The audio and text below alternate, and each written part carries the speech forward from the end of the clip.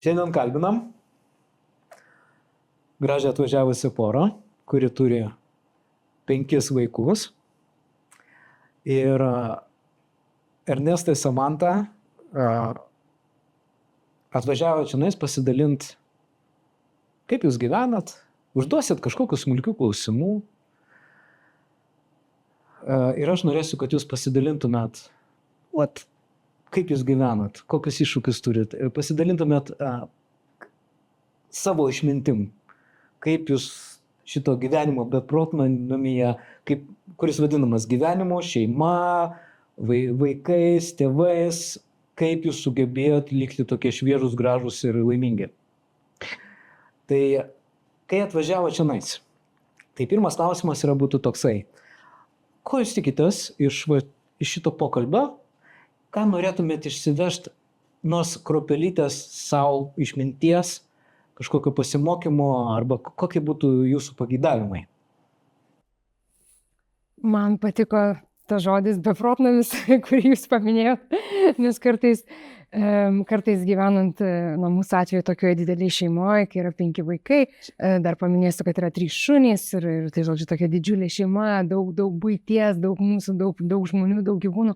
Iš tikrųjų gali panašėti į tą beprotnamį, bet tas beprotnamis toks yra savotiškai žavus ir gyvenime iš tikrųjų tas ir suteikia tokio savotiško šarmo ir žavesio, tas toksai gyvenimas. Tai šiandien ir atvykom papasakoti truputėlį daugiau apie tai, kaip mes gyvenam, išgyvenam ir pasimėgaujam gyvendami tame vadiname beprotnamyje ir galbūt kažkokių įdomesnių įžvalgų pasiimti ir savo ir to pačiu pasidalinti tą patirtim. Tai kadangi Samanta pradėjai, mes su Ernestu paklausysim. Samanta, tai pirmas klausimas būtų iš šitos srities. Klausimas toks. Tavo pajutimu, nugyvenai gyvenimą iki dabar. Kas duoda tau gyvenimo džiaugsmą, laimę ir ramybę tame stipriam sūkury, kur tu ir dirbi, ir tavo vyras dirba, ir jis turi 5 vaikus, 3 šunis, rūpesčių krūvą. Kaip tau pavyksta šitame procese išgyventi, ką tu savo atradai tokio, kas tau padeda susitvarkyti su viskom? Jo, stiprus klausimas. Ir nuo ko čia pradėti iš tikrųjų, tai aš manyčiau, nuo to viso šeimos modelio reikėtų pradėti. Šeima, turbūt mūsų atveju ta šeima yra ta mūsų tvirtovė, ta stiprybė, nuo kurios viskas ir prasideda. Ir iš tikrųjų mūsų yra labai daug. Tai yra 5 vaikai, aš manyčiau, tai kaip ir tą žodį paminėjau, beprotnamis, gal kažkiek persistengiau, bet galima būtų kartais ir taip įvardinti. Įsivaizduokit, tą neeilinis rytas, kada visi turi susiruošti į mokyklą, į darželius, išvykti kažkur. Kaip filme tam, kur Keviną pamiršo. Vienas namuose. Per Kalėdas, kai bėgiojo ir... Panašu labai. Jo, Labai panašu.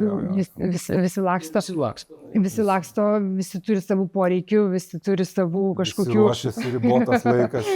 Visi skuba, visi lekia ir tas šurmulys toks nesibaigiantis. Bet tame šurmulyje mes kažkaip ir turim tą tokį saugumą, mes visi verdam tame... Saugumas, kaip jūs įtarite? Čia yra mūsų, tas toksai šurmulys, bet jis yra mūsų. Ir mes ten grįžtam ir mes išeinam iš jo, mes ir ten grįžtam, bet čia yra mūsų. Kas mūsų? Kad jūs, nes ta žodis mūsų, ką aš išverčiau lietuvių kalbą, tai yra, kad aš priimu tai kaip savo ir aš neatstuminėju iš savo gyvenimų. Tai toks komentaras, ar tai? Taip. Ir kartais dar aš pridėčiau, būtų labai, kartais, nemeluosiu, kartais kyla tas noras, kad būtų ramiau, ne? Kartais ir ten ir būna, ir pasibaram, ir apsišaukiam, nemeluosiu tikrai, bet, sakykime, tas momentas, kad grįžti į tą savo ir yra taip, kaip yra, ir nesistengi tobulinti, ir nesistengi būtinai tai paversti kažkaip gražiau, ar priverstinai kažkaip pakreipti tą kitų žmonių elgesį, vaikų elgesį kažkaip, ar savo pačios ar vyro elgesį kažkaip pakeisti, kad atrodytų viskas geriau, bet priimi visą tą kaip visumą yra kaip yra ir sugebėkim pasidžiaugti tuo, ką turim ir taip, kaip turim. Atokampis. Tai nepamirštamos akimirkos jaukiame miško namelyje. Nameliai pastatyti atokiai vienas nuo kito, siekiant sukurti privačią, tik 2 asmenims skirtą oazę. Atokampis Butik Spa Resort. Samanta, tu pasakai pagrindinį dalyką, kurio mokosi visos poros, kuriom yra blogai ir neišmoksta. Pagrindinis momentas yra toksai, kad nebus ramiau.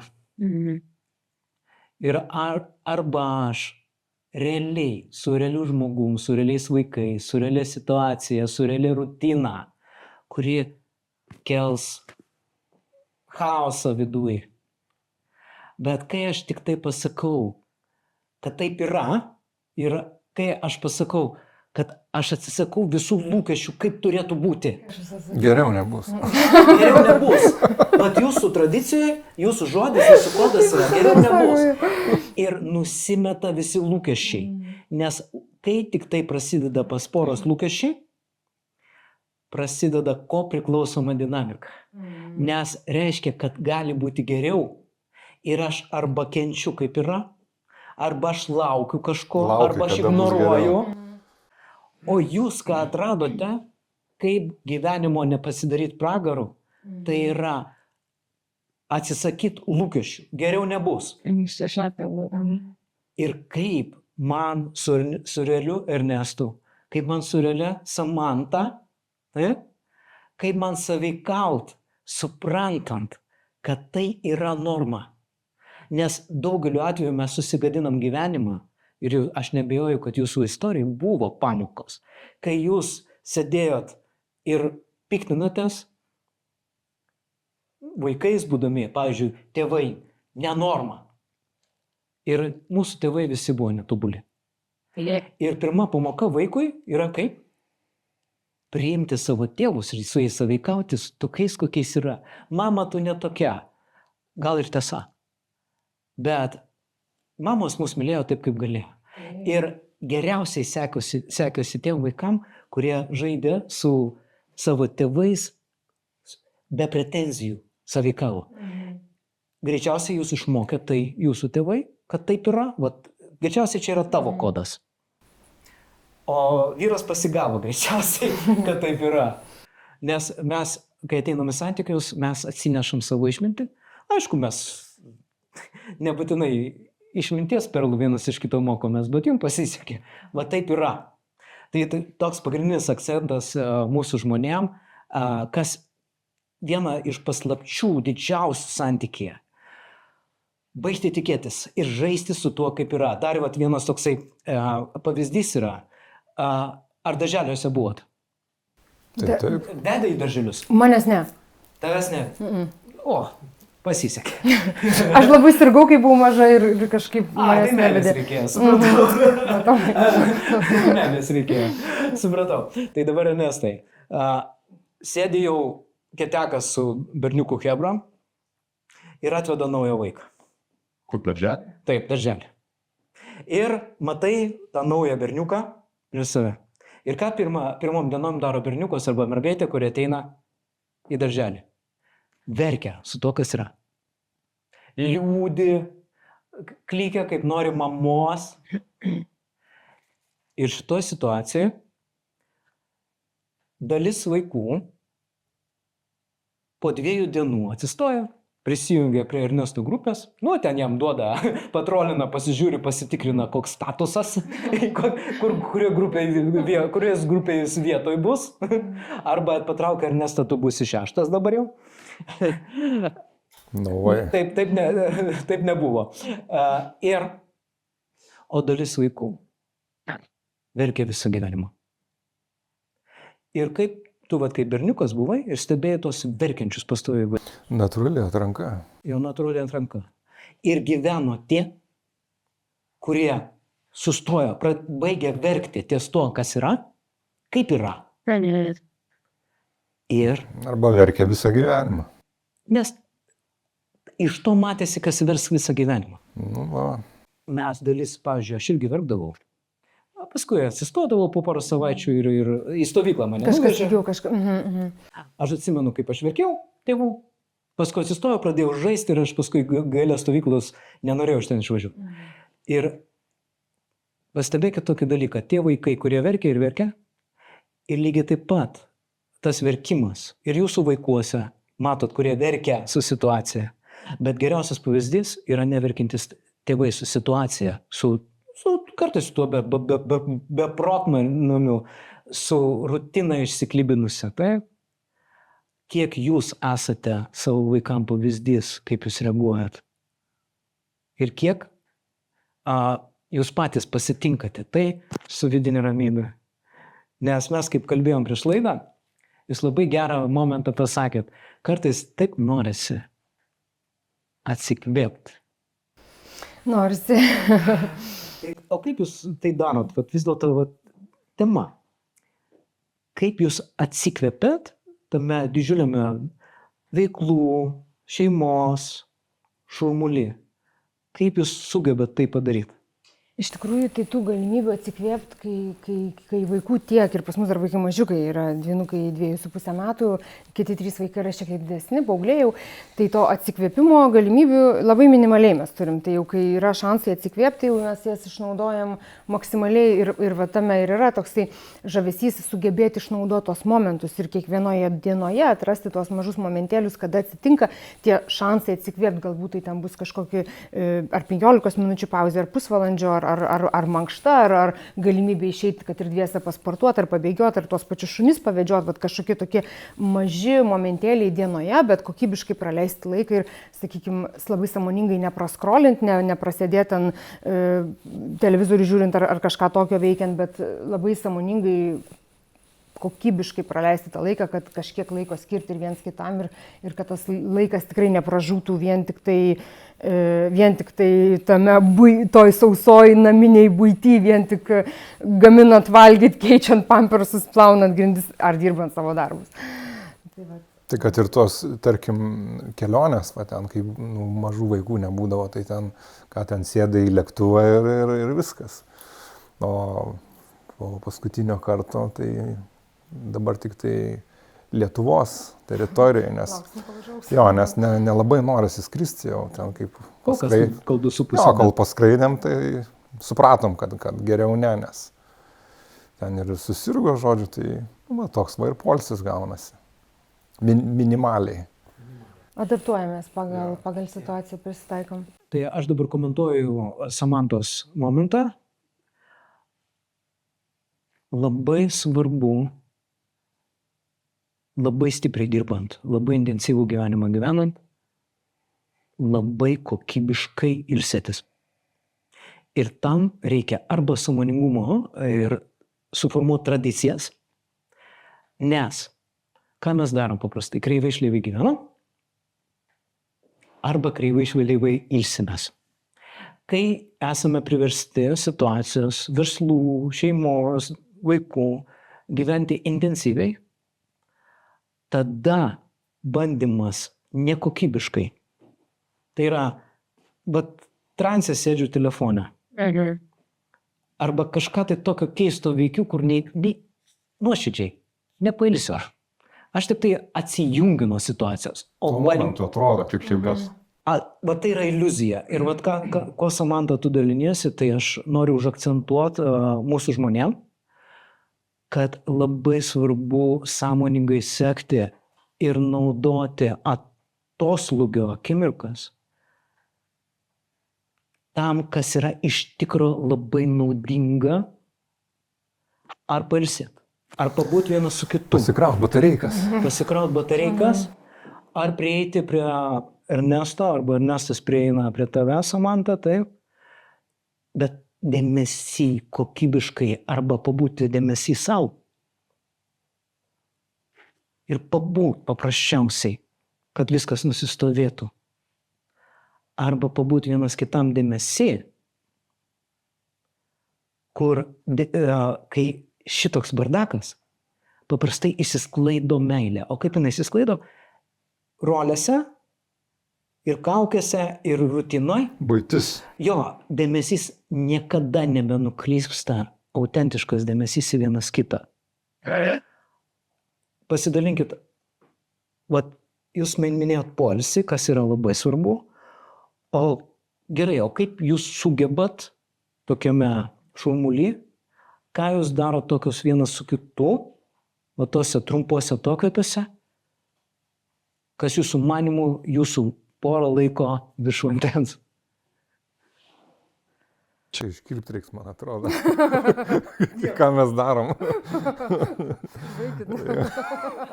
Gerai. Supratau. Čia gerai. Žiūrėkit, tai visi daro. Patikėkit manim. Tai Jo, dabar taip. Tai yra viena dėmesio forma, dabar toliau. nelabai laiko būna. Nelabai laiko būna. Tai viena dėmesio rašis. O Ernestai, o tu būna taip, kad va dabar atokvėpis ir be šito, nes tai yra svarbi dalis. Yra kita dalis. Ar tu gauni tokių dėmesio, va, kryptingo dėmesio prisilietimų prie tavęs, kažkokią formą, ar žodžių, ar fiziškai, ar prieimų, bet tokio gilaus dėmesio į tave, ar jinai ateina pas tave karts nuo karto? Tai faktas, čia, be to tai stogą nurautų senai. Toj būty paskestum ir viskas, ta prasme, kaip kai robotas, kažką kiekvieną dieną tą patį darai, dirbi ten visą kitą, vaikai, darželiai, tai atbūktum tiesiog ir viskas. Tai tu tai gauni. Tai aš tai gaunu, bet aš ir duodu irgi. Mūsų rekomendacija, kai ieškote dovanos. Patiems mažiausiams 3-9 metų smalsuoliams ideali dovana nuotaikingas ir spalvingas komiksas. Jis linksmai supažindins vaikus su senovės lietuvių mitais, legendomis ir jų herojais. Žadina smalsumą mūsų tautos šaknims. O tiems, kurie nori giliau pasinerti į protėvių išmintį, siūlome paskaityti senojo lietuvių tikėjimo pradžiamokslio knygą. Joje aiškiai ir suprantamai atskleidžiamas mūsų protėvių pasaulėžiūros ir vertybių gelmės. Abu šiuos vertingus leidinius rasite apsilankę svetainėje www.baltumitologija.lt. Tai dabar pastebėkit, mėly žiūrovai, tokį dalyką. Pas daugelį porų nėra šito. Ką aš ištraukinėjau, nes kai aš kalbinu natūraliai veikiančias poras, jos net nežino, kas pas jos veikia. Ir vat labai gerai Ernestai pasakė, tai aišku. Tai aišku yra pas jūs. Ir kaip gražiai Ernestas saugojo savo žmoną, kai jinai galėjo atsitrenkti į laiptus ir veja muses. Vėl žodžiu, tikras vyras, musę, drakoną nuvijo. Bet tu taip, kavalieriškai darai tai. Tai dabar grįžtam prie šito. Vienas iš akcentų, kur aš paklausiu ir pasirodo, tai pas jūs yra, o dalyje porų nėra. Yra būtent šitas, kad dienos eigoj atsibust nuo garvežio bėgių, prieit prie vienas kito, paklaus kaip tu, arba prisiliest, arba apkabint. Samanta, gerai, aš jo paklausiau, jis tai gauna, štai kodėl jis toks patenkintas. Aha, supratau. Nes čia yra pagrindinis dalykas prisilietimai ir dar yra vienas momentas, pažiūrėsim, ar pas jūs tai yra, o ar tu gauni iš jo? Visada, kiekvieną dieną kavą atneša į lovą, žinutę parašo, ar viskas gerai, paklausė, kurą užpila mašiną, sutvarko, sutaiso, pasirūpina, nuplauna. Paklausė, kaip viskas ten pas mane, kaip reikalai, kaip darbe, ar trūksta ko nors, ar reikia ko nors, ar tas rūpestis, tas toks šiluma šalia. Žinau, kad visada yra žmogus, kad manim bus pasirūpinta, jeigu kažkas, kad aš galiu atsiremti, kad saugu, kad šilta, kad gera, kad fainai. Ir va čia aš išskirsiu du elementus. Pirmas dalykas, mes vyrai paprastai, aišku, pagrindinė mūsų meilės kalba yra pasirūpinti. Dažna problema, kur aš nematau šitos problemos, tu nori pasakyti, kad tu gauni ne tik tai rūpestį, bet ir šilumą paminėjai. Žinoma. Kaip tai pasireiškia tavo šilumos dalis iš tavo vyro pusės? Šiek tiek prasiskleisk, pasidalink su mūsų šilumos, tai kaip čia jums dabar papasakot, šalia žmogus, kuris mane myli beprotiškai ir aš tą jaučiu ir aš jį myliu. O kaip tai pasireiškia, beprotiškai myli? Apibūdink, prašau, kaip tai pasireiškia jo elgesy, ką jis tokio daro, tu pastebėjai kaip specialistai, nes tu, kiek išgirdau, tu esi hipnoterapeutė, tai tu supranti, kas yra psichologija, tu vis tiek gali intelektualizuoti tą procesą, kurį žmonėm reikia kažkaip išmokyti perteikti, kaip tu galėtum papasakoti vyram, kas tai yra mes turim moterį, kuri jaučiasi mylima. Pabandyk per intelektinę prizmę, kur aš suprantu, ko aš klausiu, nes tai yra ir patirtiminis momentas, kurį labai sunku perteikti. Bet pabandyk perteikti savo žodžiais. Kas tai yra? Tai yra toks, iš tikrųjų, nežinau, čia gal kiekvienas žmogus skirtingai tai atsakytų, tai yra visiškas saugumo jausmas, kai nėra jokios abejonės, nėra jokių tokių momentų, kad drįstum net ir pagalvoti, ar ten galbūt kažkas būtų negerai tose santykiuose, ar tikrai kažkokia abejonė nekyla. Ta šeima yra kaip tvirtovė, yra kaip nepajudinama siena. Aš esu visiškai tikra ir aš žinau, kad jis yra tikras. Mes esam kaip autostradoje važiuoja mašina, mes abu važiuojame vieną juostą, kai būna, galbūt žinotumėt, ką aš sakau, jeigu, sakykime, santykiuose galbūt būna vienas važiuoja vieną juostą, kitas kita, ir taip prasilenkimai tokie įvyksta kažkokie, pas mus tokių nebūna. Tai čia gal tokia kaip metafora daugiau. Jo, tai aš pratęsiu metaforą. Čia ne apie jūs dabar, bet būna santykių, kada važiuoja dvi mašinos ir viena pastoviai išsukinėja klebą, važinėja ten po rajonus, kita neaišku, kur iš viso sustoja baloj. Ir grįžtam prie jūsų, tai ką tu turi omeny, mano praktikoje aš tai vadinu 100% pasišventimas. Visiškas atsidavimas santykiuose, nepaisant sunkumų, problemų, bet yra 100% neabejojimas, kur aš esu, kam aš skiriu laiką. Ir tu turi vyrą, ir aš kadangi jau paklausinėjau vyrą, ir jis yra ir verslininkas, ir aš matau iš Ernesto, bet gal aš ir klystu, jisai moka pasirūpinti savim. Taip. Nes 100% pasišventimas yra tik tai vienas gabalas, kur, jeigu Ernestas savęs nemylėtų, tu to nevertintum. Bet iš tikrųjų kiekvienas žmogus, aš taip galvoju, kad santykiuose tai yra labai svarbu, kad žmogus pats save vertintų pirmoje vietoje, ir neieškotų ten to viso vertinimo iš kito žmogus. Iš pradžių ir tas santykis su savim irgi yra labai svarbus, kai tu eini į santykį su kitu žmogum, tiek poroje, tiek ir absoliučiai santykiuose su kitais žmonėmis, ar šeimoje, ar su kolegomis, ar darbe, ar kažkur. Tas santykis iš savęs, jis irgi yra labai svarbus, iš tikrųjų, kaip žmogus pats save vertina, kaip jisai žiūri į save ir ta savivertė, ir ta savigarba yra. Jeigu nulinė savivertė bus po žmogų, tai jis niekam tikės tada. Niekam tikės mylėti ir pasišvęsti. Nes tas pasišventimas bus gerai tarnavimas, bet jisai paprastai remsis per daug. Tai ar tu gali, Samanta, teikti tokį dalyką apie savo Ernestą, kad jisai turi savo vidinę atramą pakankamai stiprią? Labai, taip. Ernestai, ar tavo Samanta, tavo pajutimo, ar jinai turi vidinę atramą stiprią? Pati save. Pasėdi kiek, ta prasme, laimėjimų ten ir juodas diržas dabar nesenai. Tai sportiniai pasiekimai, tai čia tokia atrama, kad čia ne kiekvienai čia. Jo, tai čia iš tos pusės, kas liečia, o visa kita tai, vien 5 vaikų šeima, tai čia jau turėtų daug ką pasakyti. Jo, daug ką pasakyti.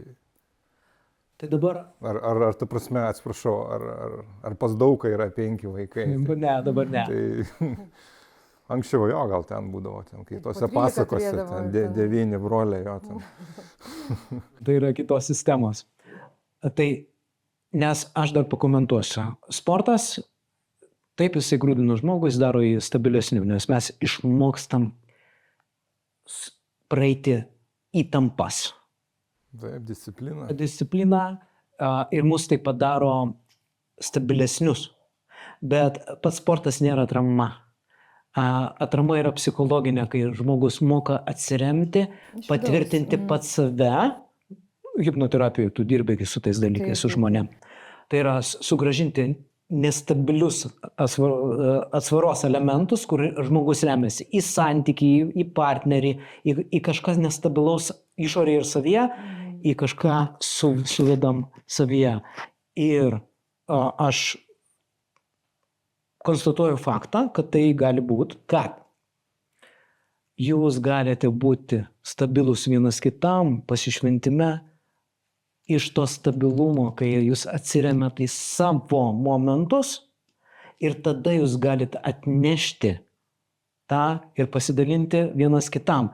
Nes, kai tu pasakoji, Samanta, apie tą tokią bendrą tvirtybę poros, jos nėra. Yra du tvirti žmonės, kurie myli save, gerbia save, žino, kaip galima su jais, kaip negalima su jais. Taip? Nes jūs kai pradėjo bendrauti, taigi buvo apsitrinimo kampų. Tai viską nebūna. Kas be ko. Čia normalu. Ta dinamika, taip, ir išlaikyti ribas, pasakyti, ko nori, ko nenori, viskas susiveda į pirmą vidinės atemas. Tai stipri pora, kuri yra tvirta, visada susideda iš dviejų tvirtesnių žmonių, kurie yra moka, gerbia, mylėti save moka, gerbia save ir tik tai tada gali prasidėti santykis pasišventime. Nes be šito pasišventimas gaunasi ko priklausomi santykiai.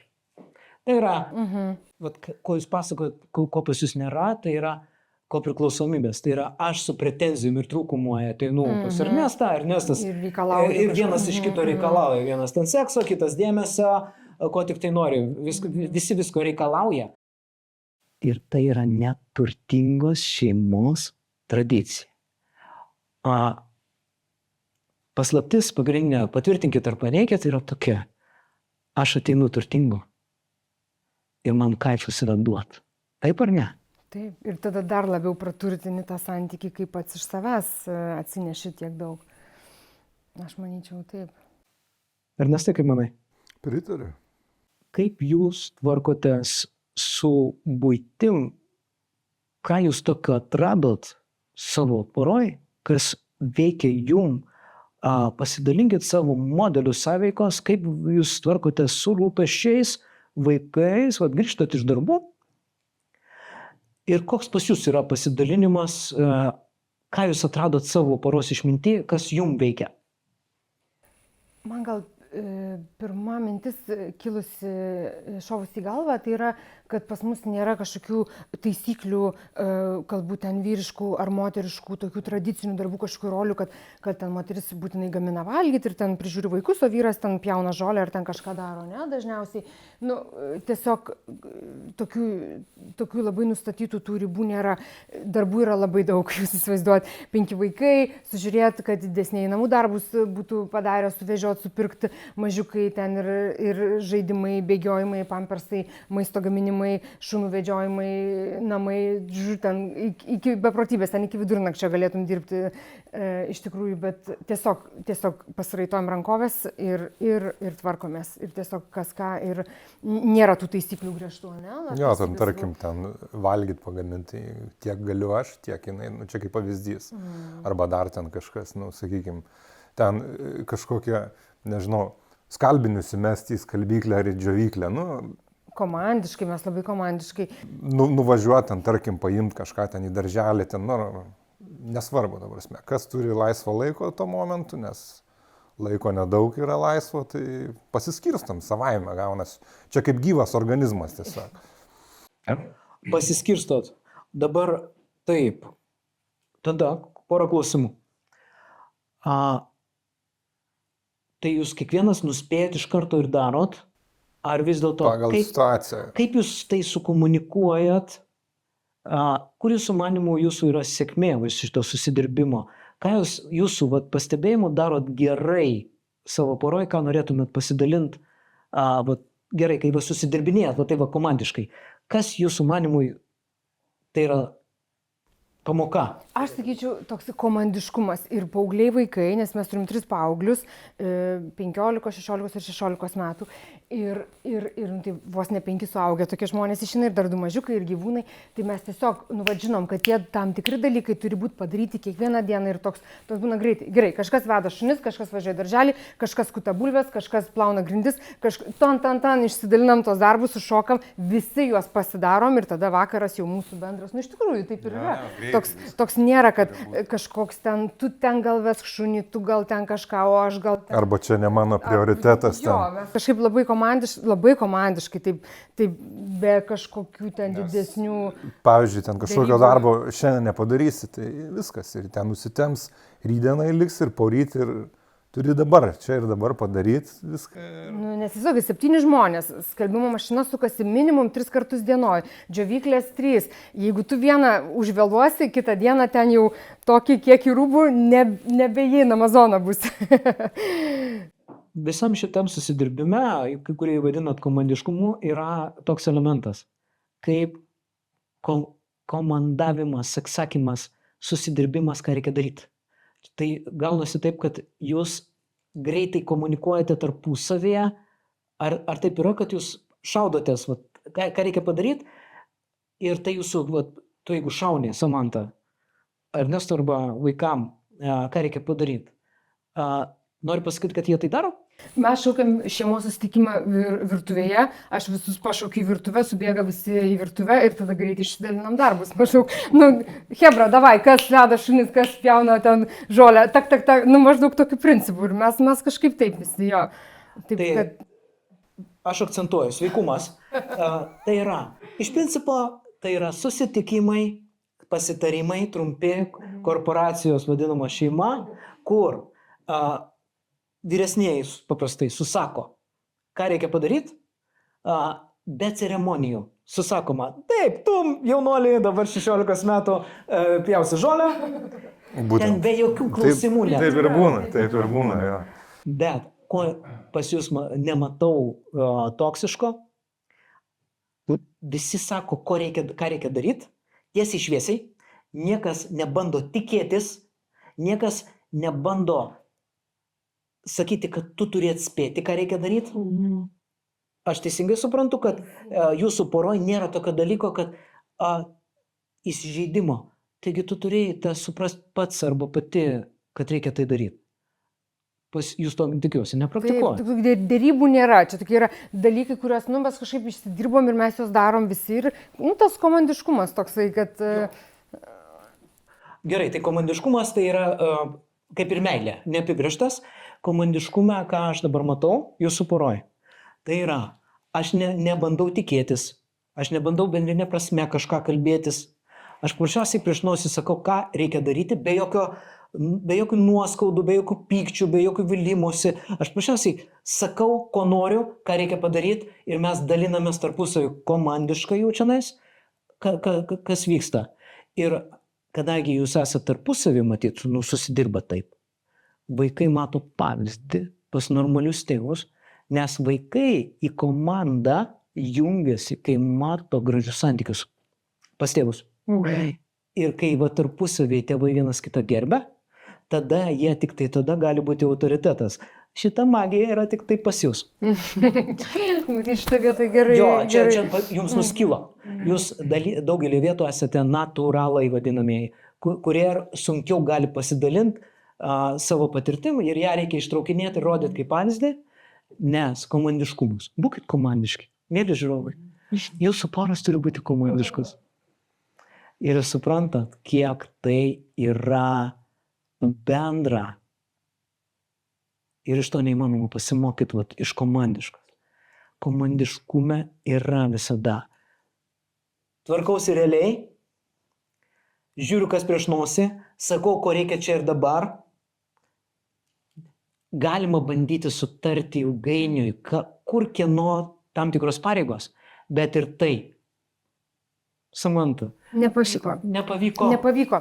Šitą pasakysiu, mes bandėm iš tikrųjų, mes bandėm daryti taip, kad kažkas visada plauna indus, kažkas visada plauna grindis, kažkas visada kažką daro, bet šitas nepavyko. Mums geriau pavyksta, va, tai va, šią minutę čia ir dabar, ką darom, va šitie darbai turi būti padaryti, mūsų yra va, 5 suaugę žmonės, mažiukai jie dar darbų nedaro, kaip augs išmokinsim ir juos.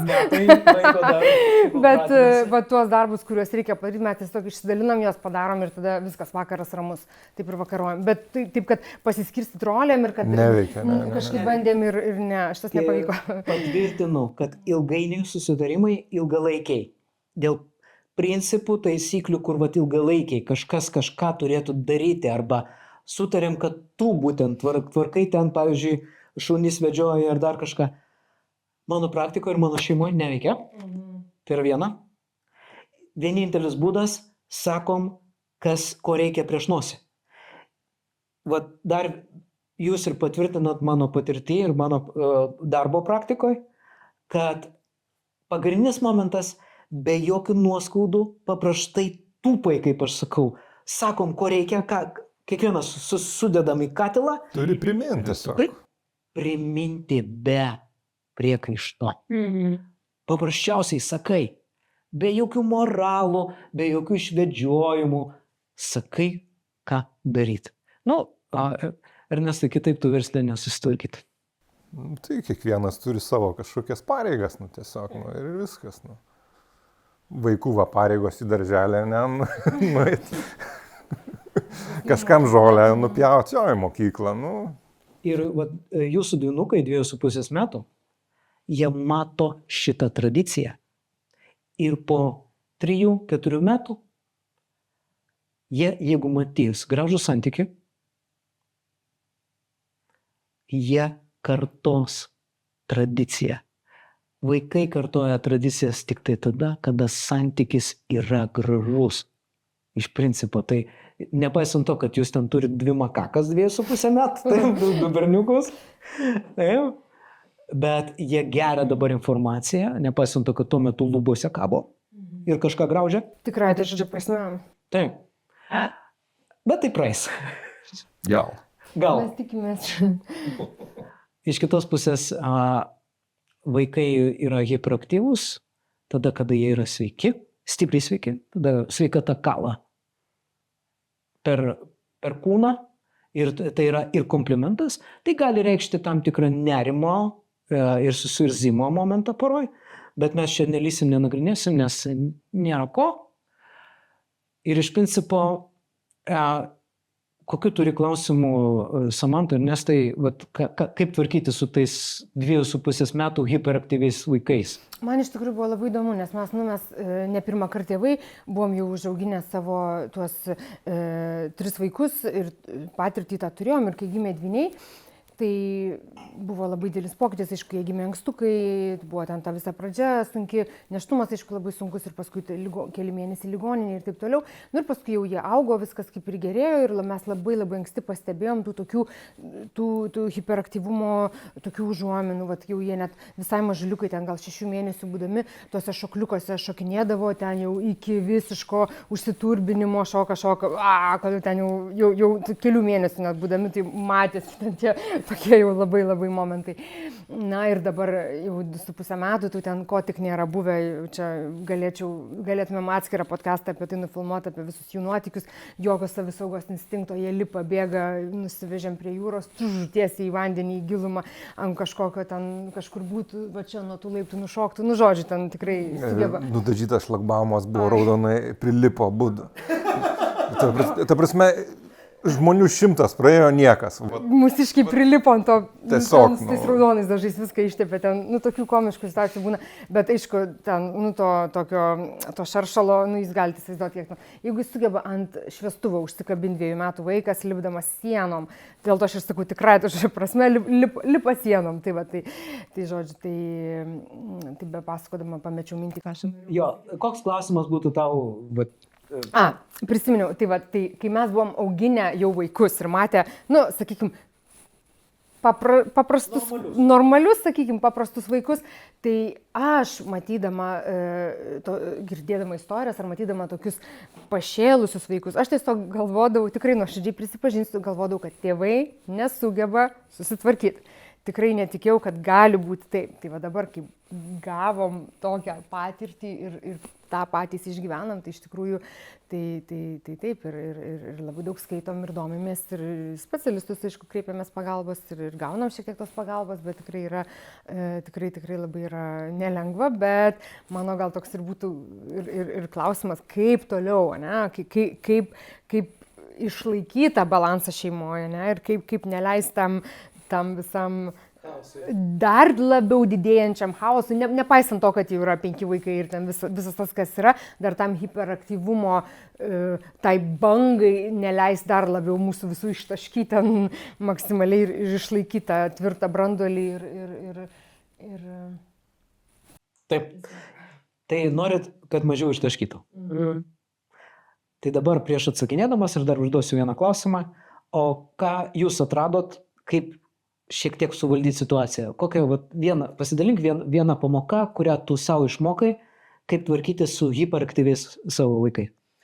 Aš galvoju, aš kažkaip žiūriu tą visą tokią idėją savo taikau. Apskritai aš į vaikų auginimą žiūriu tokią trečdalių idėją, ne? Aš taip įsivaizduoju, kad yra, paimkim tą visą idėją, kad augini vaikus, tu šiek tiek iš tikrųjų, kad ir kiek tos laimės suteikia tas vaikų auginimas, bet jis labai daug iš tavęs ir atima kaip iš žmogaus, ne? Tu iš tikrųjų aukoji ir savo gražiausius gyvenimo metus, labai daug turi visko, ko atsisakyti, neapsimeskim, kad to nėra, ne? Iš tikrųjų yra labai daug ir tų, tokių, sakykime, tos gerosios pusės, bet daug ir tos negatyviosios pusės. Tai visai įsivertinat, aš kažkaip žiūriu į tai tokiais trečdaliais. Gal ta idėja, kad viskas turi būti žiauriai fainai, kažkur truputėlį turėtų nublankti. Ir nereikėtų gal gaudyti to tokio lūkesčio, kad viskas bus žiauriai fainai ir žiauriai gerai auginant tos vaikus. Tai tas toksai pirmasis trečdalis tos visos patirties auginant hiperaktyvius vaikus, bet ir šiaip apskritai vaikus. Gerai, bus fainas tas trečdalis, bus tikrai gražių patirčių, matysi, kaip tie maži vaikučiai auga, kaip jie tobulėja, išmoksta tuos pirmos žingsnius, pirmosius žodžius ir tos visos gražios patirtys. Tikrai labai fainai, aukso dulkės gyvenime, pačios gražiausios patirtys, ne? Paskui tas antrasis trečdalis, tai sakyčiau, tas toksai buitekas, ne? Tai čia tu turi visus ten pampersus, darželius, ten kažkokius tokius eilinius dalykus, kurie, kiekvieną dieną valai tvarkai ir atrodo nėra kažkokios pabaigos, ne, tu ten tik tame sukies ir toks, eilinė diena, rutina tokia nesibaigianti. Ir paskui tas blogasis trečdalis, tai yra vaikų ligos, vėmimai, viduriavimai, visokie sirgimai, problemos, darželiai, paskui prasideda mokyklos, visokie blogi pažymiai, patyčios, ten dar kažkas ten ir visi tie kiti. Tai va tokiais tais trečdaliais kažkaip aš taip žiūriu į tą situaciją, kad yra tas gerasis trečdalis, toks vidutinysis ir yra tas blogasis trečdalis. Ir niekada nebus taip, kad viskas bus tobulai. Ne? Tai va, tai tokie momentėliai, kad pasidžiaugtais momentais, kada yra tikrai labai gerai. Taip. Gyventojų rutina, nes vis tiek ta rutina bus, nuo jos tu pabėgti negali, pasim geriausia, ką iš to gali susidėlioti taip, kaip yra parankiausia, patogiausia. Ir tą blogąją dalį, ją tiesiog atkentėt su kuo mažiau save grūzint, nes ją atkentėti vis tiek reikės. Ir laukti tų geresnių momentų, kada... Tai anūkai paskui bus, ką tu atkentėsi. Nes tie batalionai... Iš 5 vaikų, žinai, kiek anūkų. Tai va, tai dabar dėl rutinų ir gerųjų vietų džiaukitės.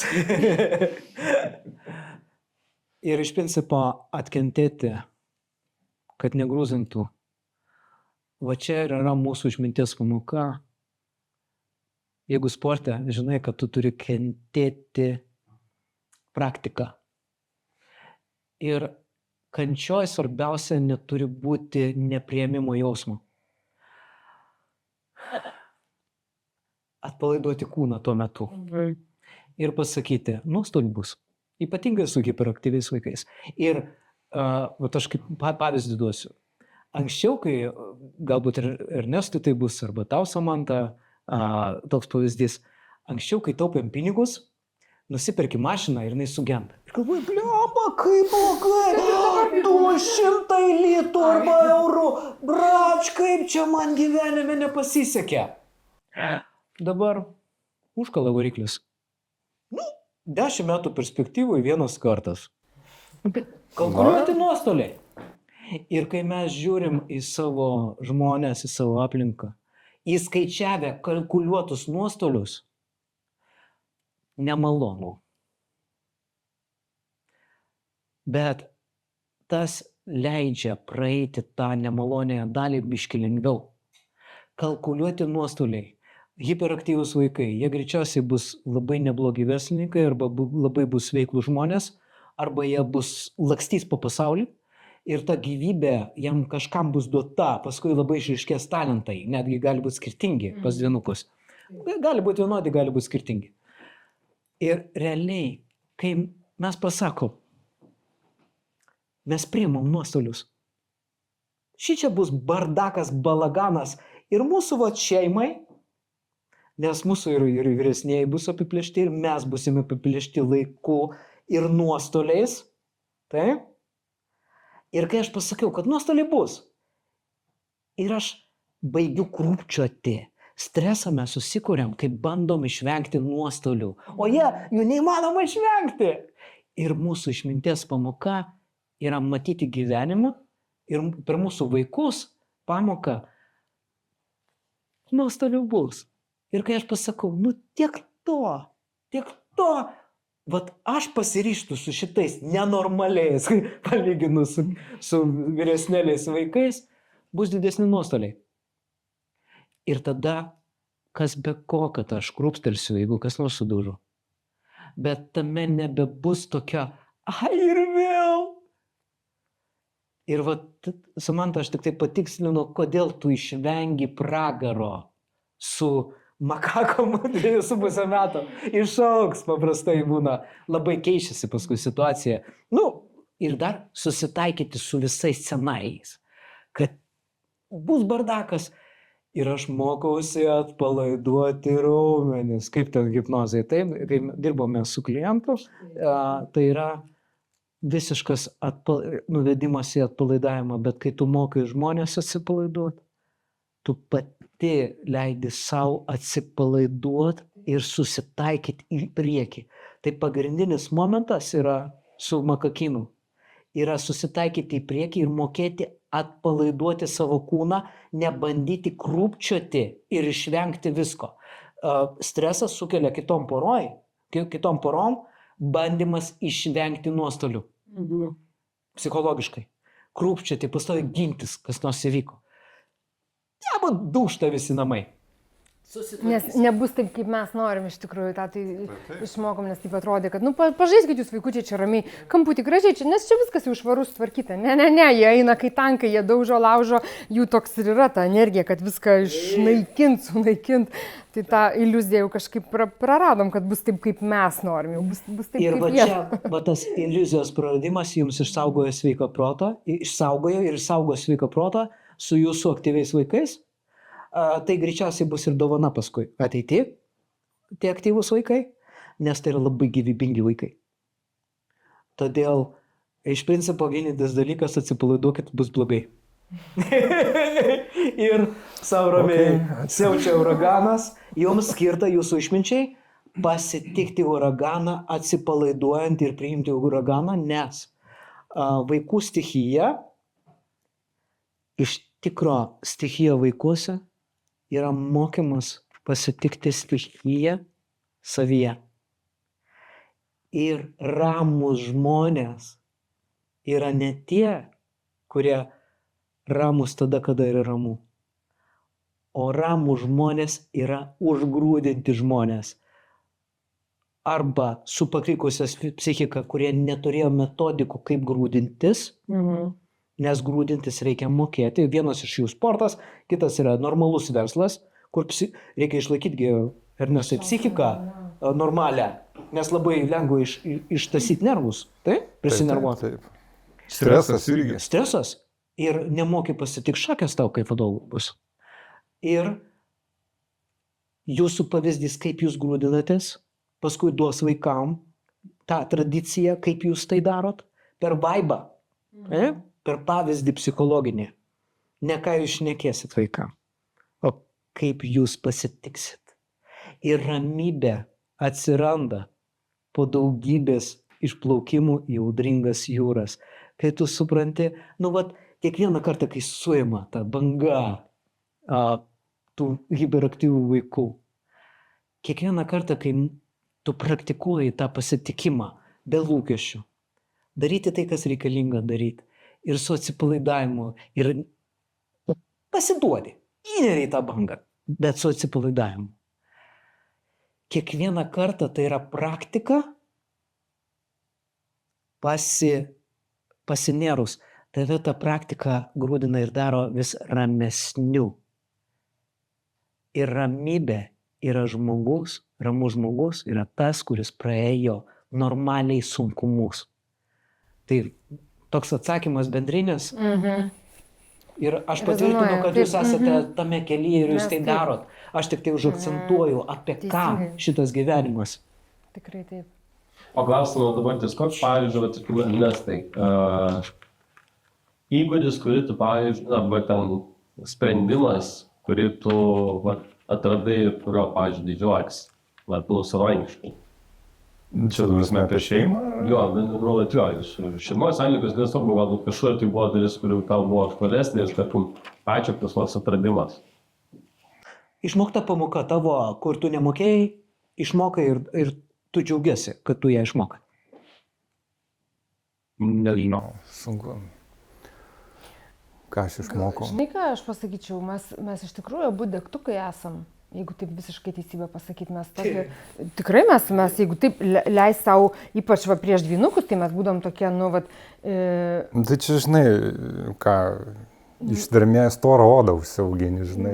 Taip, bet būdavo koks nors ten atsitinka, kokia nors ir ten, oi, čia užsiplėski, čia, oi, kokia baisi problema, čia leidi, čia tikrai čia labai jau ten įsivažiuoti į tą kažkokį ten dalyką, ten kažkas labai atsitinka, o dabar po šitų visų atrodo tiek čia visko buvo, tos dvynius beauginant, kad mes iš tikrųjų tą storą odą užsiauginom, nes daug tai ir tų problemų, ir tų lygų, ir tų daktarų, ligoninių, ko čia tik pas mus nebuvo, tai dabar tas toksai, to degtukinio tokio elgesio nebedarom, nei aš, nei tu, iš tikrųjų kažkaip išmokom, atsitinka tos nelaimės viena po kitos, dabar čia tai sudega automobilis ir ten, sudegė, okei. Sudegė?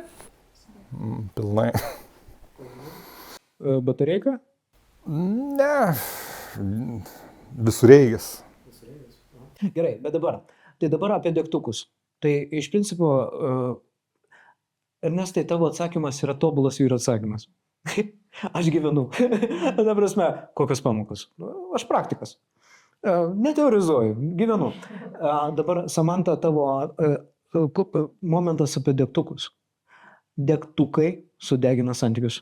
Ir jūs iš principo, gavę krūvį, natūraliai radot būdą, kaip vienas kitą pasitikti be toksinio deginimo vienas kito. Nes jeigu būtume toliau deginę vienas kitą, kai ne kaifas poroj, joks pasišventimas nepadės. Labai greitai viskas. Tai iš principo, Ernestai, jeigu neturėsiu ko pasidalinti, tai viskas yra gerai, čia yra normalu. Kad taip atsakai į klausimą, kokią pamoką išmokai, ir už tave atsakė Samanta. Gerai. Jinai tavėje stebi, kad tu tapai nebe taip degančiai ateini ir net jisai musę nuvarinėja, ne tai, kad ploja ant Samantos ir Samantai paskui koją reikia šitą gipsuot. Iš Ernesto matosi, kad jisai yra dabar ramesnis. Tu pasakoji, kad jis buvo degtukas. Nes iš mikrojudesių, aš kai dirbu su porom, aš skaitau tradicijas, kaip jie mikrojudesiais, kaip jie vienas su kitas sąveikauja, kokį tonų kalba. Žinau, kad labai daug ką pasako. Ir jisai net musę nuvarinėja, taip žinai. Taip. Autoritetingai, taip. Ir viena iš pamokų porai, kur jūs išmokot ir jūs pastebėjot, jūs nebedeginat vienas kito, tai yra pirma. Nusiraminu. Iš kitos pusės, kadangi jau esu užgrūdintas, aš ramiau žiūriu viską, netragedizuoju. Ir aš kai ateinu pas vienas kitą, greičiausiai, kad aš neateinu su agresija ir su kaltinimais vienas į kitą. Gali būti, kad karštis būna pakilęs, bet tą karštį galima nukreipti su kaltinimu. Aš nematau, kad jūs to darytumėt vienas su kitu, kol aš kalbėjau. Tai iš principo, vėl jūs esate natūralai, net ir būdami degtukais, kur jūs kažkaip gaunasi natūraliai. Tai vienas dalykas gavosi va tas atsipalaidavimas, kad viskas čia yra blogai, galima atsipalaiduoti. Blogiau jau nebus. Blogiau ir nebus, tai viskas tvarkoja. O kitas dalykas - pasitikti vienas kitą, prajautus tą audrą degtuko ir neatsisakyti pagarbos vienas kito. O buvo, Čia pagrindinis dalykas. o buvo toks dalykas, kad vienas su kitu, kaip jūs esate santykių Visko buvo. istorijoje, papasakokit kokią nors istoriją, kažkuris pabandė su nepagarba vienas kitą pasitikti. Ir kokią dinamiką paskui tai ištiesino ir išgydė tą nepagarbos tradiciją. Ar buvo kas nors tokio, ką jūs atsimintumėt ar ne? Ką nors. Pasakyk, aš tai ne. Iki kokio lygio nepagarba? Nurėšk, jeigu kažką. Ne, aš Neturi? Aš tai gal tik... čia nežinau, pagalvoti reikia kažką, čia iškapstyti, bet čia. Nežinau. Ne, aš tai gal šiaip sakyčiau, kad... Kaip jūs susitrynėt? Nes buvo aštrių kampų. Tai buvo, aišku, Vieną kad- aštraus kampo pavyzdį ir kaip jūs su juo susitvarkėt. Kaip išminti savo poros. Pasidalinkit. Nu, kažkokį kompromisą randi turbūt. Vieną kartą vienas Tai kas nusileidžia, įvyko? kitą kartą Ir ką kitas. jūs tokio nusprendėt? Kaip jūs su to susitvarkėt? Nuomonės būna įsiskiria. Gerai, tai ką jūs darote, kai nuomonės smarkiai išsiskiria? Kas įvyksta tuo metu ir kaip jūs paskui radot kokią išmintį to, kaip su tą skirtingą nuomonę tvarkytis? Randi kompromisą tiesiog. Diskutuojam, visada sėdam Čia, šnekam. čia ta prasme, nelengvai pavyksta tie visi dalykai, reikia dirbti. O kame nelengvumas ir kaip jūs tai įveikėt? Nelengvumas. Nu, stiprus charakteriai, abu nuomonės visada turim savo, ne visada jos sutampa, bet mes labai, labai šnekamės. Iš tikrųjų, tai mums abiems šita santuoka yra antra santuoka, mes abu turėjom santuokas prieš tai. Ir, kadangi santuoka yra, tos santuokos subirėjo, tai iš kurios nebuvo labai geros, tai nėra ten ką labai šnekėti, bet, esam praėję ten tiek aš, tiek Ernestas, ten, visko. Tai mes tą, ką turim dabar, mes turim labai gražius santykius, mes turim labai gerai. Tai mes juos labai, labai gerbiam, labai vertinam ir visais būdais bandom nesugadinti to, ką turim. Tai gal ta visa ta ir ta pagarba ir tas toks pagarba, ieškau kito žodžio, vertinimas Dėkingumas. Dėkingumas ir jis ateina galbūt iš to, kad žinom, ką reiškia, žinom, kaip būna blogai ir žinom, kaip yra labai gerai ir labai nesinorėtų tą sugadinti ir prarasti. Tai čia gal toks, ne visai pavyzdys, bet... Labai geras pavyzdys, tik tai aš paaiškinsiu mūsų žiūrovom. Vėl natūralai, kurie negali normaliai paaiškinti ir tai yra labai normalu. Gerbiami žiūrovai, žiūrėkit, kame reikalas. Pokalbėje mes labai dažnai darom tokią klaidą, kad ateinam su pretenzija, su kaltinimu vienas kito, su nepagarba, iš aukšto. Ir vien tik tai veidas paprastai sugadina bendravimą dėl kažkokio tai klausimo, jau ateina pasišiaušę abu. Su nedėkingumu, su nepagarba. Ir vien tik tai toks momentas bendravimo poros dėl klausimų įvairių padaro santykių aiškinimuose. Santykių aiškinimuose negali būti. Bet tam reikia, kad bendraut, reikia užkasti karo kirvius, ateit su būsena, kuri šviesina dušą, kaip ačiū tau, tu jau pakankamas kiek darai, bet aš turiu problemą, man reikia to ir to, man skauda dėl to ir to, bet su tavim yra viskas gerai. Bet man yra tokie jausmai, man skauda dėl to, aš noriu iš tavęs to, ar galėtum tai padaryti. Ne reikalavimas, kuris padaro iš karto diskusiją, santykių aiškinimus, o pasakymas, braš, man negerai šitoj vietoj. Aš labai noriu va tai, ką tu gali padaryti. Ir kai ateina Samanta, yra dar vienas žodis ateina jūsų bendravime. Geranoriškumas pas jūs yra. Ar aš atspėjau? Tai pagarba, dėkingumas, geranoriškumas, kuri yra tradicija arba atsinešta iš tėvų, arba mes sugriuvusiuose santuokose padarom išvadas iš savo klaidų. Iš principo. Ir jūs supratot, kad nereikia kartoti tų klaidų, kur darė praeitose santykiuose mūsų partneriai arba mes su partneriais. Ir kartais žmonės, žinokit, retai padaro išvadas. Tai iš principo geranoriškumas, bet tokio, kad tu esi kaltas. Tu specialiai tai darai. Taip? Tu nusikaltėlis, tu skolingas. Visi mes per tai praėjom. Ir kai jūs supratot, ko daryti negalima, tada ateina toks momentas, jo, jūs ateinat ir savo karštą būdą sakot, gerai, mano karštas būdas, bet rautis vienas ant kito ir santykių gadinti nereikia. Nebežtam. Būti atviriem, išsakyti savo jausmus ir norus būtina. Tiesiai šviesiai, kalbėtis atvirai, bet išlaikyti tą, aš nenoriu tavęs sužeisti, aš nenoriu tavęs išdarkyti, padaryti skolingų ir tave padaryti nusikaltėliu. Ir kai mes ateiname į diskusiją, išlaikyti, nesugadinti santykių. Nes taip norisi kartais sugadinti santykius. Ir poros ir išsiskiria. Trupučiuką toks. Jo, norisi pasakyti vienas kitą. Ego, sužaidžia. Sužaidžia ego. Bet vėlgi pasakymas sužaidžia ego nieko, praktiškai nesako. Tai apibendrinimas yra geras. Ego nori greitos satisfakcijos. Jūs jau suprantat, kad jeigu eisit paskui greitą satisfakciją, jūs liksite be gražios dinamikos poros. Tai ar teisingas apibendrinimas jums? Lengvų kelių nebūna realybė, čia tik filmuose arba pasakose. Ir dėja, normali santykių dinamika yra mokymasis, išvadų darimas ir lengvų kelių neįimas. Nes lengvas kelias yra vienas kitam tvoti per snukį ir reikalauti savo.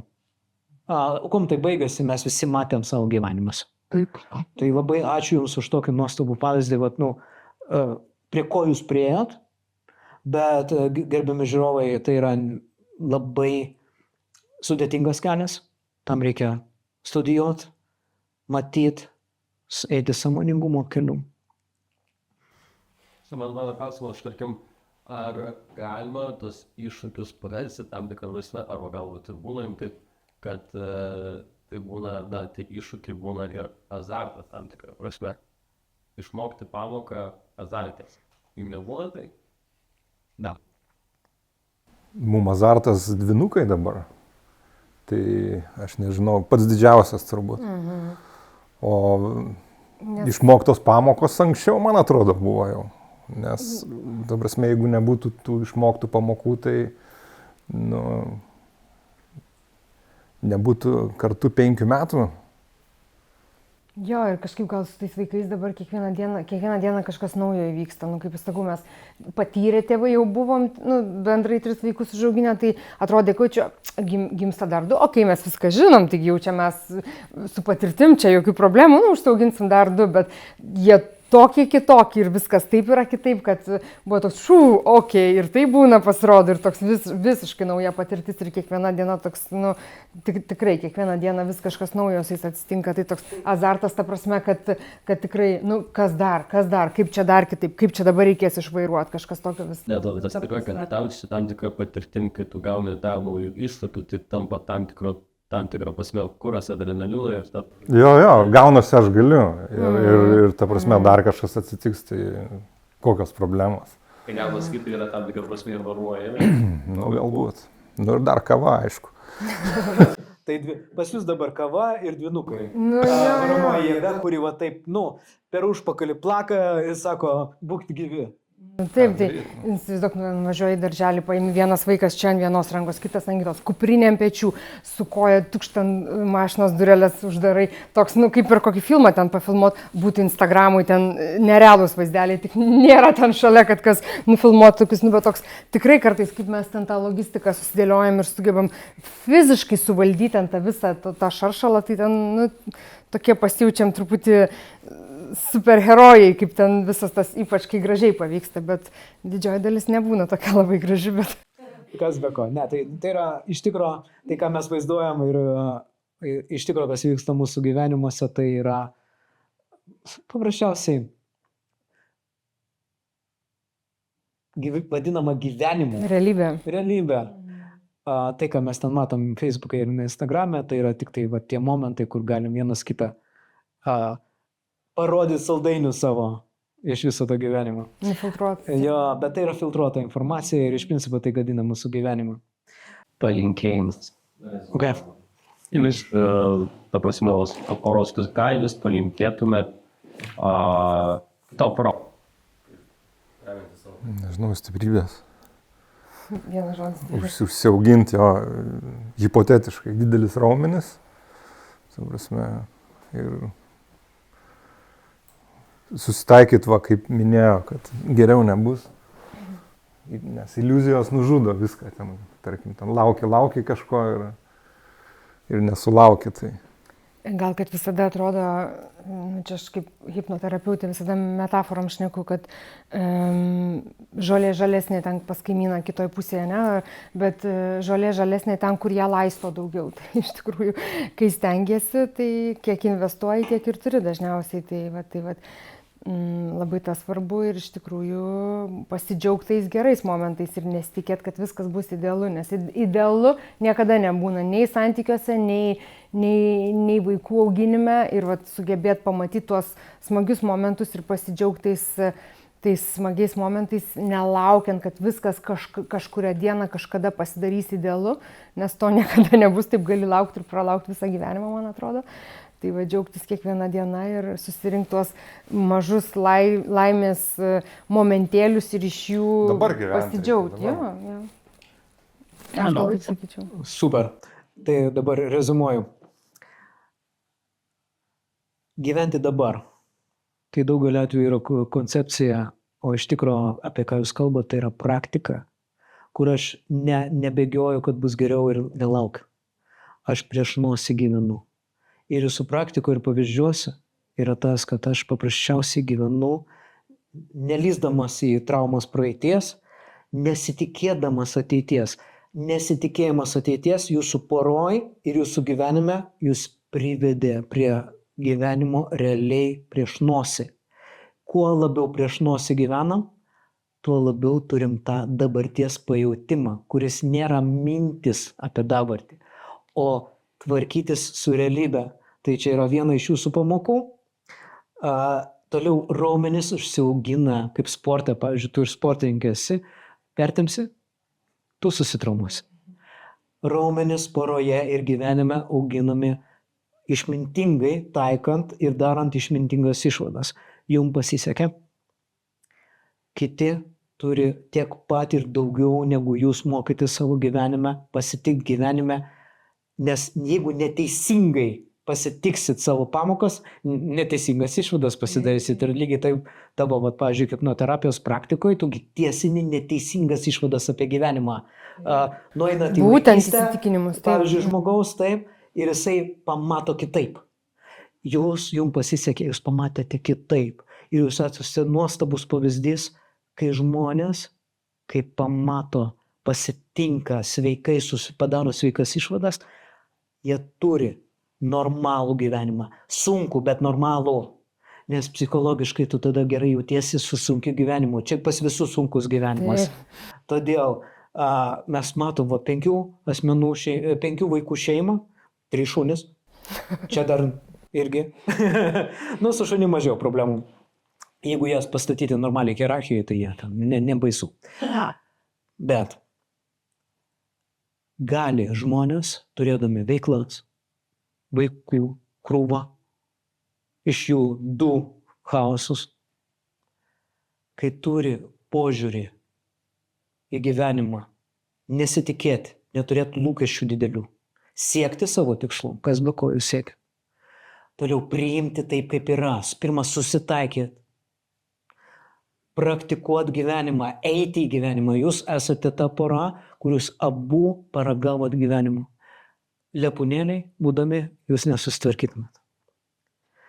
Taip kad ačiū Jums už tokį nuostabų pasidalinimą, už pavyzdžius, labiau gyvenimiškus. Man reikėjo tik tai papasakoti, išversti lietuvių kalbą apie ką tai žmonėm. Ir daug Dieve mums visiems pasitikti gyvenime, tokį koks jis yra, būti tonuse, išmokti to tonusą, nenueiti į traumatiką arba nevengti gyvenimo. Ir iš principo tai jau vadinama tiek rūpesčių ir tiek vargų yra normalu. Kai tik tai tu juos apkabini ir tvarkaisi, viskas bus gerai. Ir yra gerai, viskas yra gerai. Ačiū. Ačiū Jums. Čia tikros istorijos iš tikrų žmonių. Nesurežisuoti pokalbiai apie tai, kas svarbu. Tau rūpi kokybiški santykiai su tavo artimu žmogumi ir dažnai ieškai papildomų žinių, kaip pagerinti bendravimą ir buvimą kartu. Atsakymų visus klausimus turime ir vienišiams. Kviečiame dalyvauti pokalbėse su santykių profesionalais. Už dalyvavimą mūsų laidos partnerių dovanos tau ir tavo artimam žmogui. Atvira pokalbio laida Santykiai.